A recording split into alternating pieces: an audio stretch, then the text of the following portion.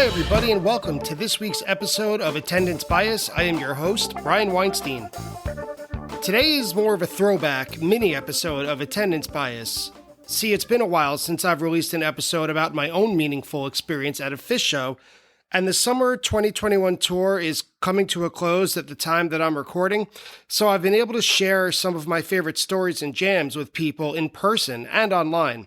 So a lot of memories that I haven't thought of in a really long time over the course of these past few weeks have come to the forefront of my mind. And it's been a while since I've recorded an episode based on my own experience as opposed to a guest's, so I'm really excited to share this one with you today. And if you've never listened to Attendance Bias before, or if you're a new listener, mini episodes are a bit less detailed than full-length episodes, and they're just meant to give a quick glimpse into my history, both as a person and as a fan. Today's mini episode will focus on Carini from December 30th, 2012 at Madison Square Garden in New York City. I chose this performance because it kind of put a button on what I considered to be the best year of music since the band's return in 2009, and specifically, this Carini was the darkest and most diverse but still cohesive jam I heard from Phish since 2003. Even more personally, closer to my heart, this New Year's Eve run was the first time that I entered Madison Square Garden during its 3-year renovation, and I had very mixed feelings about what I saw. There were so many changes that 9 years later, I still haven't quite come to terms with. So let's hear about my experience about Carini from December 30th, 2012 at Madison Square Garden. I've brought this up a number of times on previous episodes, but growing up and living most of my adult life on Long Island, I've been very lucky in terms of live music. I've been so lucky because I had at least 3 major hometown venues. Jones Beach Amphitheater might have been the closest, the Nassau Coliseum was just as accessible, and of course, Madison Square Garden. When I was a kid, I didn't go to Jones Beach that often, but my parents would take me to small-time concerts at Nassau. We'd go to circus performances, Islanders games, and it was just 15 minutes from my house, so to go to the Coliseum, it was no big deal. In a way, it felt like home, even though I wasn't raised an Islanders fan. At the same time, my dad had an executive job in an advertising firm in New York City, so he had the opportunity a lot of the time to see the Knicks and the Rangers and other big events at the same time at Madison Square Garden.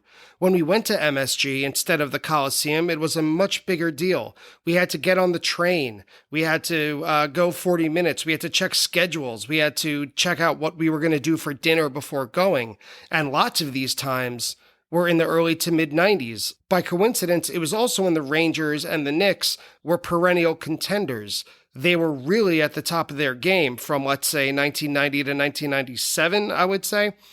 There was no excitement like a Knicks-Bulls game or a Rangers-Devils game at Madison Square Garden. And maybe because of these teams' success, the energy at MSG was much different than the homespun Nassau Coliseum. The Coliseum was familiar and predictable and always accessible.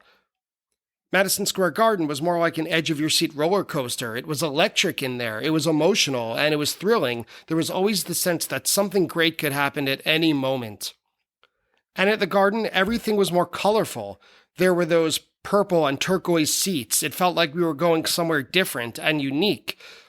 Looking back now, those seats and the design, the colors, pretty much reeked of early 90s fashion, yet they felt perfect for the time and the place. Those seats in particular didn't match either the Rangers or the Knicks colors. They were not representative of New York, and they didn't look like any other arena. In addition, there was a giant concourse inside MSG. A person could move around the entire space inside the arena with ever having to leave the inside. It didn't matter which section you were in. You could move 360 degrees from one area to the other, and you would never miss any of the action. In other words, if Nassau was home, then MSG was like your rich friend's house where everything seemed a bit more modern and more expensive than yours. At some point in 2009 or 2010, James Dolan must have seen the new Yankee Stadium and Citi Field and developed a sudden inferiority complex about his own venue. As a result, Dolan poured a ton of money, it's estimated to be about $1 billion, into a gradual 3-year makeover of Madison Square Garden. He was determined to keep MSG modern and state of the art, as it seemed like no big deal for cities across the US to build new stadiums, build new arenas to accommodate new technology at the time. So when I walked into the Garden on December 29th, 2012, the night before today's Carini performance, I immediately noticed that the entrance and the concourses were a major improvement. Before these renovations, it was tight and almost claustrophobic. It was a really thin walkway that could never handle the huge crowds that needed to navigate it. Now, in 2012, they were wide. They were beautiful. The entrance was clean and enclosed in glass ceilings that could manage however many people needed to get by at the same time. There was even enough room for people to wait in a beer line while others could walk behind them and they didn't bump into each other.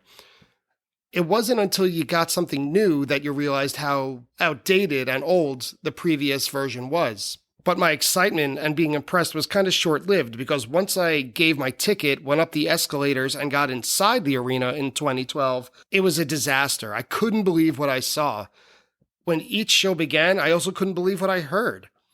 Totally gone was the wide, flat bowl that allowed for free movement and almost universal sightlines to the stage. Of course, the old Madison Square Garden had obstructed views here and there, but this was much, much worse. It became a huge hassle to move around the venue from one section to the other. And the ends of the bowl, the curves at each end, they were almost segregated from the rest of the arena because you needed a different entrance and a different staircase for access. If you had a friend sitting in one side of the arena and you were in another, it really required precise planning and a certain type of coordination to meet up. In the old MSG, this was never an issue. But by far, the most egregious offense was the placement of the Delta sky bridges, these catwalks that hang down from the roof of the arena. Now, full disclosure, I've never seen a show from the Sky Bridge. I know a lot of people who have said it's one of the best places to be in the Garden when Phish is playing. And when you're up there, that very well may be true. But from my opinion, it's an unforgivable scar on what used to be the best indoor venue to see Phish. These sky bridges wrecked the upper rows of the 300s. Not only did it become an obstructed view for anyone with a seat past row 14, but the sound was noticeably blocked from the PA. For a venue famous for its sound quality, it created not just an obstructed view, but an obstructed sound for about an eighth of the arena. I hated it. But on December 30th, 2012, I was lucky enough to have seats below row 14. I was about halfway up in the 200s and hoping for the best because I was disgusted with what I saw the previous night. December 29th was good, but it wasn't great. So once the second set of December 30th began with a fantastic Down with Disease and an interlude of 20 years later, it was all leading up to one of the best versions of Carini ever. By the time Phish played Carini, it was loud in Madison Square Garden. It was loud and it was aggressive. Right away, you could hear the direction that Carini is going in once the jam starts. Maybe not everyone likes darker, abstract jams, but I was in heaven. When everyone starts screaming, Carini had a lumpy head, we were all ready for blast-off, and you could hear Mike leading the way.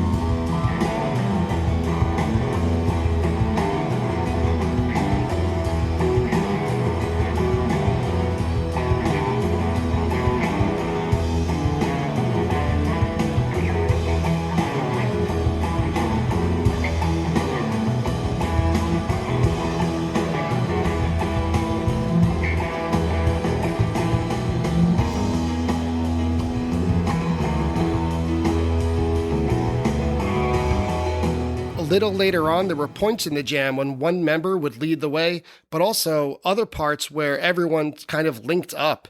For the first 5 minutes or so, it was mostly Trey and Mike leading it and maybe switching off a bit, and Fishman was just powering through with the rhythm. But there were also parts where Page would subtly take the lead on the piano and it would lead the whole jam into a different direction.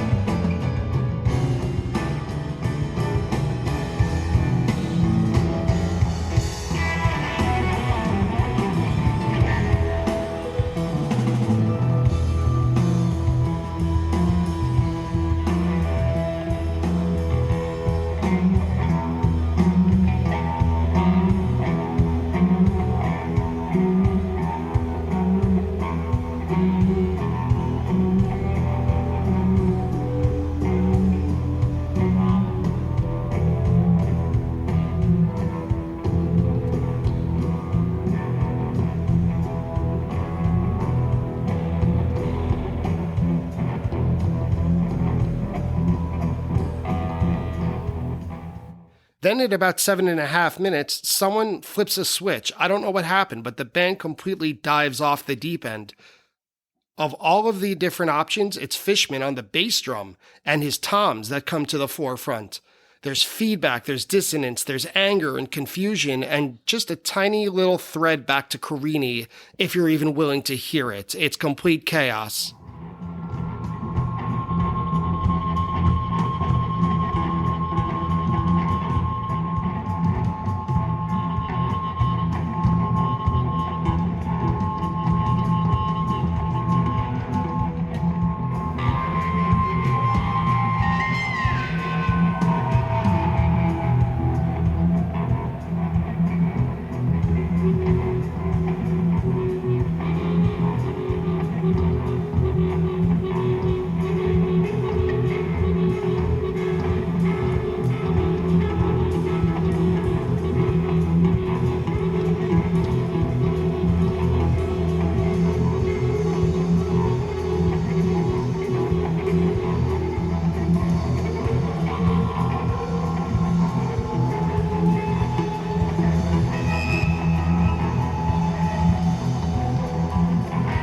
And just after 9 minutes, things dissipate. They go down to nearly nothing. No one could walk away disappointed if the band decided to switch gears here and segue into a different song or a completely different jam or a different sound entirely. But they're not ready to let go of the darkness just yet. Out comes Fishman's bass drum to bring us back into the unknown.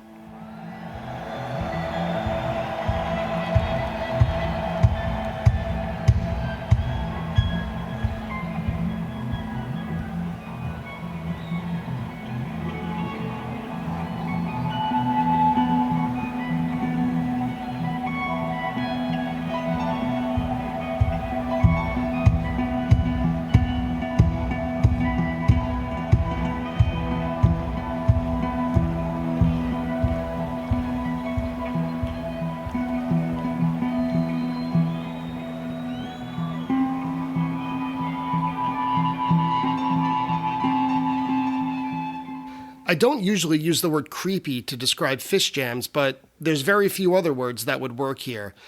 At around 10 minutes, things get tribal. There's no other way to put it. I'm not even kidding. I expected them to start playing Enter Sandman by Metallica at one point.